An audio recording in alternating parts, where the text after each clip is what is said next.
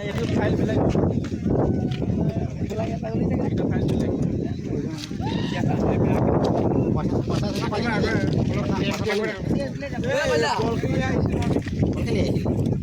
এইটো পাই দেখা নাছিলো এইটোহে ৰাস্তা এইফালেদিহে যাব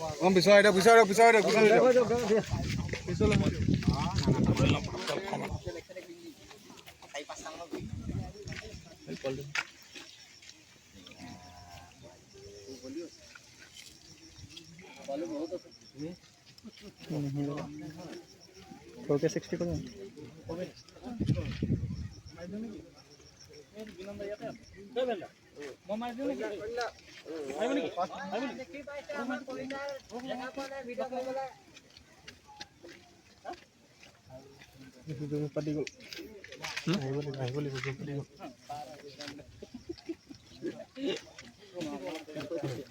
हेलो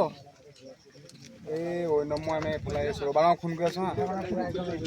ৰাস্তা ক্ৰছ কৰি আছো মোবাইল বেছি নলৱাবি মোবাইলটো পাগল বলালে খাবি ৰে পাগল নহয় পাগল মজা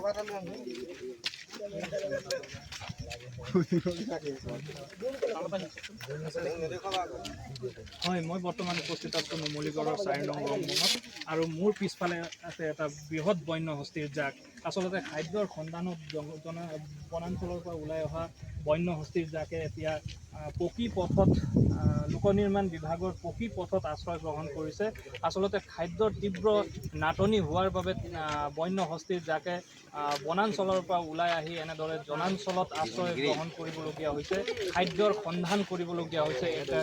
কৰুণ পৰিণতি বুলি ক'ব লাগিব বন্য হস্তীৰ বাবে এনেদৰে দিনে নিশাই ৰাতিও আহে দিনতো আহে কোনো হেৰি নাই কাষতে এটা গাঁও আছে গাঁওখনলৈ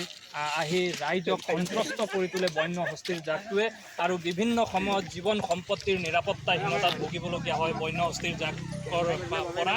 স্থানীয় ৰাইজে মোৰ সতে স্থানীয় দাদা এজন আছে দাদা কি ক'ব বন্য হস্তীৰ জাক একদম কাষলৈকে আহি গৈছে আমি দেখিছে আহি আছে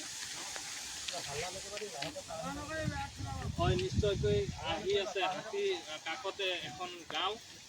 4 নং ৰংবঙৰ দৃশ্য এয়া মই পুনৰবাৰ কৈছোঁ যে আচলতে আসাম টক্সৰ দৰ্শকসকলক আমি সম্পূৰ্ণভাৱে এক্সক্লুচিভ দৃশ্যাৱলী দেখুৱাবলৈ চেষ্টা কৰিছোঁ ৰাজপথত বন্য হস্তীৰ বৃহৎ জাক উপনী হোৱাৰ বাবে বনাঞ্চলৰ পৰা ওলাই আহি গ্ৰহণ কৰিছে বন্য হস্তীৰ জাকে এই দৃশ্য মৰঙী মহিলাৰ